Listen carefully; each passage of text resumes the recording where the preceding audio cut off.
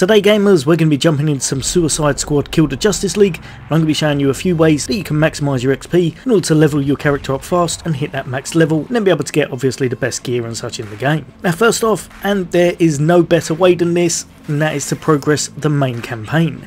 As you progress in the campaign, you're going to go on to more chapters, and the later levels reward you with massive amounts of XP when you're doing missions within the city. But whilst you're doing this, there's also a whole host of things that can really help you to get most potential from your leveling. First thing you learn is that psyched up characters, they're going to be the ones that want to be the leader, they want to be taking on this mission. When this comes about, you're going to get a massive XP boost if you're using that character in that particular mission. So for example, if we look at Boomerang right here, he wants to take on a mission. If I go over to the map, it looks a little bit like this.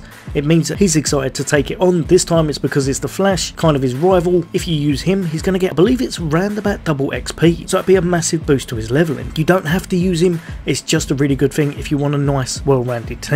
Another thing, don't forget when you plan, if you want to be boosting particular characters, check out the missions and their XP as you go, as each one will reward you differently. Some of them may be on the little bit lower side, others can scale absolutely ridiculous. I've seen it hit upwards of 20-30k. Remember, there's additives that help this. One of them will be changing the game difficulty, and you can go anywhere from easy, medium or hard. Easy is going to reward you with standard, medium is going to give you 10% extra XP, and the harder one is going to give you 20%. One thing I would say, if you're tackling these, the harder ones can be a bit tricky if you're under geared, so probably keep it to medium until you get a bit of a build on your character, as otherwise it will take you longer time to actually take down the enemies, and it may well work out longer leveling in the long run. What I found, if you wanted to focus on one particular character, you can just do the psyched up missions with them anyway if you wanted to. Even though you're going to lose out on a little bit of XP, once you hit endgame you can always go back and pick up some of the other characters' levels because of how much the XP is going to be on those later missions. That way you'd end up with a team more like this, whereas if you're playing the right character for the psyched missions, you'll have a much more level squad. The next best way to focus on is definitely going to be your gear. Your weapons and the gear that you're chucking on your character can all have XP boosts on them. Remember, these pieces of gear, you can actually purchase them from the Penguin, or you can get them in the open world, but it's well worth looking out for those XP bonuses on it.